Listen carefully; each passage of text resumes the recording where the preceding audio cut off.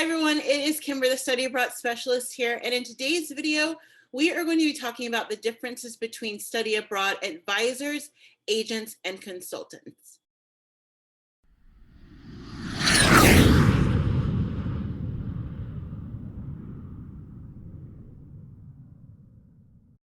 So as you've probably began thinking about what your study abroad journey is going to look like, you've done a lot of research on the internet, you've probably talked to lots of people, and obviously you've been on YouTube or another platform if you happen to find my video today.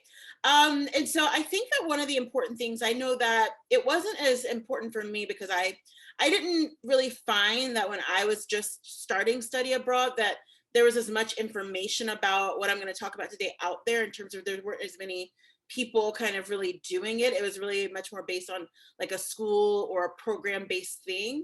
But I know that you've probably at this time probably seen, as you've been Googling, or maybe it's just popped up in your feed, you'll see something like, sign up, and study abroad advise, or study abroad consultant, study abroad agent. And so when you start hearing these terms, things like consultant, agent, advisor, they all sound super professional and super legit. And you're like, oh yeah, they're talking about, I can go and study abroad in Kenya for 6 months, and I can do this and I can do that.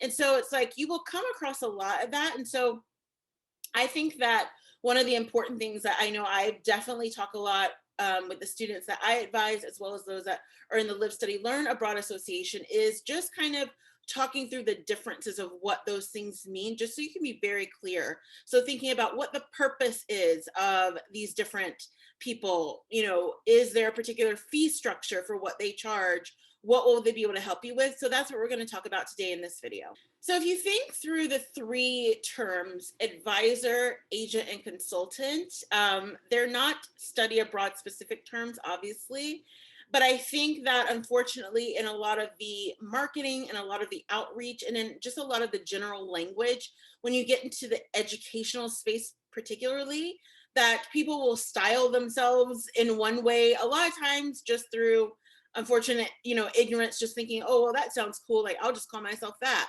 When in reality, as we know, words have meaning.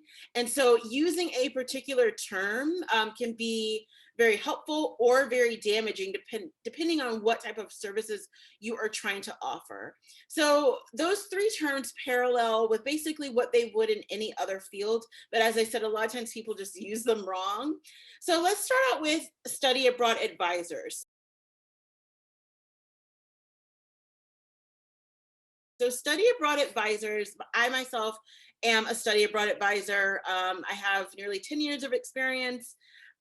Most of it is through my own, I studied abroad multiple times and then, built a blog around it. Now I've gone on to build a company around it. And so I have lots of different experience. And I started out just by helping students that I would know, from my neighborhood and from my college as well, that, wanted to go abroad.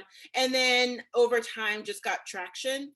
But, what a study abroad advisor essentially does is they are there to, we're there to help guide you through the process. And so, for example, now I am going to do a shameless plug. So if you click down into the link below, you'll be able to see more about my study abroad advising sessions. But it really is about being able to either help the student sort of tackle like the key parts of their application, for example. So maybe you're booking sessions to work on the application itself, or maybe you need help with the essay, or maybe you are trying to work on the visa application, or, there's lots of different parts as you're trying to figure out study abroad. And depending on what you're doing, it could be where you're doing an entire degree program abroad. So maybe there's just a lot of different things that you need worked out. That is what advisors do. So you have independent advisors like myself. And then of course, like if you are at a college or a university, you're going to have advisors there. A lot of colleges and universities, I know particularly here in the United States and also in Canada, have special study abroad offices. And so, again, those are people who they're there to help guide you in the direction of what you need. And a lot of times they will sit down with you, as I said, just like I do, and work on specific parts of the application and sort of help you, kind of guide you in the right direction for what is going to work with you, and try and help you find the best program for yourself. Now, I think that within that, there's also a distinction because you have independent people like me who, again, I'm not trying to necessarily point you in the direction of one school. And so a lot of times, obviously, it makes sense, right? Like if you are going to your school's study abroad office, a lot of times, and we've talked about this before, there are some schools and colleges where they specifically do not allow students to study abroad outside of their own programs. That is not most, but there are some out there. But even for the ones that don't, I mean, I think that the likelihood of a traditional college or university sort of going out of their way to promote a different program is not going to be very high, because it's not going to be in their best interest to take money out of a school or a university to do that. And so you just have to keep that in mind if you are a student who really wants to do more of an independent program or something that is, kind of out of the wheelhouse of what your school offers, that you may not get, I won't say the best advice, but it's not going to be like, like the most tailored advice for that experience. They may be able to help you in some ways. But what people like myself do is, again, I'm not affiliated with any college or university. And so I'm not going to be giving sort of that biased information. Again, I've always been a strong champion of doing independent programs. I did those myself, as well as some school-based programs. If you want more information on, kind of what I'm talking about, the different types of programs, there's a blog post below and also a video link below to a series that I did a couple of months ago on the different types of study abroad programs, or the common types of study abroad programs. But you just kind of need to keep that in mind. But advisors typically are kind of the, what I like to say, like the softer salespeople of study abroad, in terms of like just trying to make you think of like, what's going to work best for you? How is it going to fit for you? That's definitely what I do with my students, trying to make them think of, like you say that you want to go and study for 6 months in Germany. Well, have you thought about the language aspect of that? Do you know where you want to kind of live? Have you done your research? So you start out with that, and then sort of helping that person through the process. And then, of course, I'm really fortunate that I started a company that helps to support students once they get started with study abroad. So the Live, Study, Learn Abroad Association is all about building online communities for study abroad students.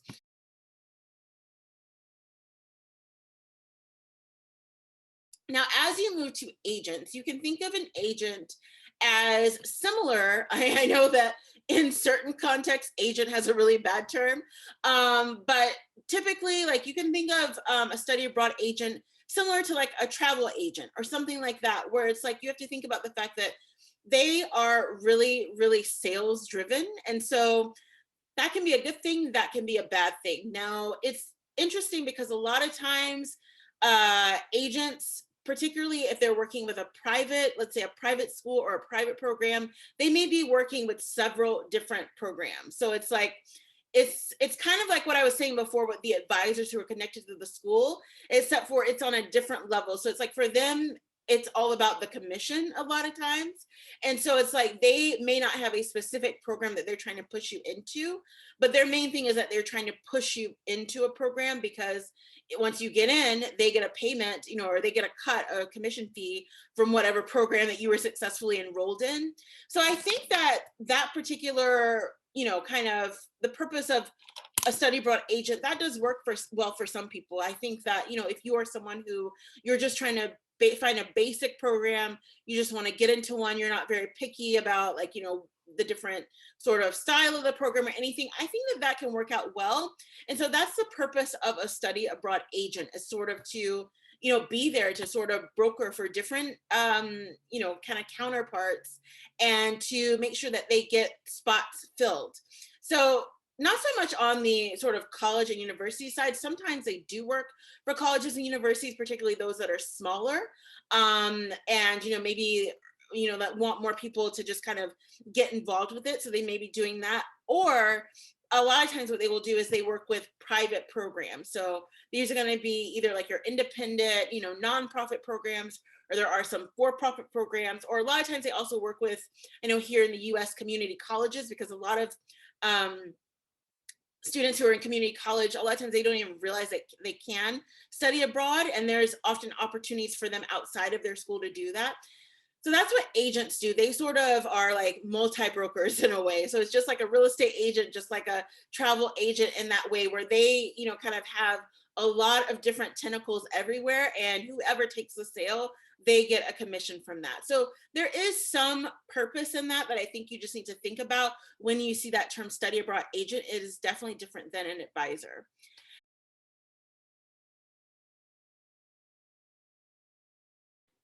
Last but not least, the most common third term that you will see, or type of name type that you will see, is study abroad consultant. Now, I think where people typically get confused is consultant and advisor. I think that most people are able to sort of connect agent with sales, because that's typically, as I was saying before, where you see it. Anytime that you see agent, that typically connects with sales.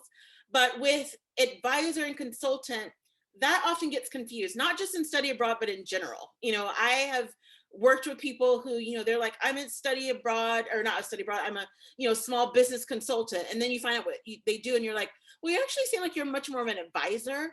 And so again, I think that it's much more about trying to figure out those words and what they actually mean. So with study abroad consultants, they are sort of a higher level advisor in the terms of, they tend to kind of look at everything from this level. Whereas with the advising, we are kind of in it with you, helping you with everything and walk through consultants tend to do kind of the overview. So they're looking at, let's say you take up, a time with a consultant and say, I want to go and study in the UK in nursing in 2022. And so a consultant would come back with to you, and like, they would, maybe potentially charge you a fee. It depends on what it is. Sometimes they will do it pro bono, or without fee. Um, but they will, kind of figure out what all the different programs are. Here's where it's located. Here are the housing options, blah, blah, blah. But a lot of times they don't take it further than that, because again, they're just consulting you.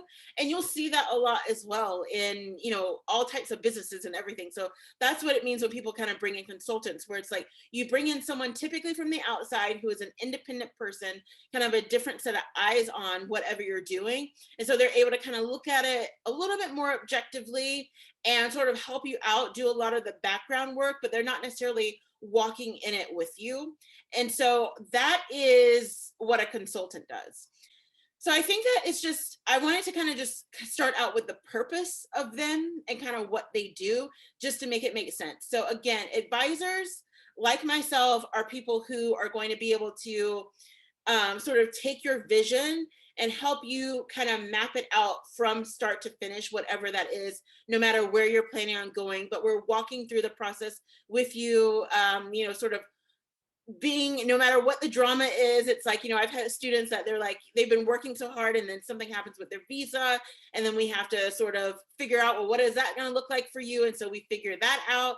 And so there's all these different things. So it's much more of a closer connection, but it's not all based on just straight commission. It's like you really form relationships with these people. You want them to succeed. You're really happy for them. And it doesn't matter where they're going. You're not committed to one place. You want what's best for them.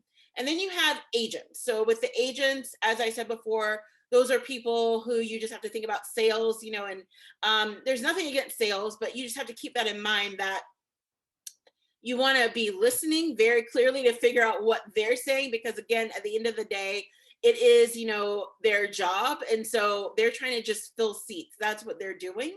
And so you really want to make sure that whatever you are getting presented with makes sense to you and is really interested to you, because at the end of the day, it's not so much about building relationships so much with them. It's more about filling a seat, getting a commission.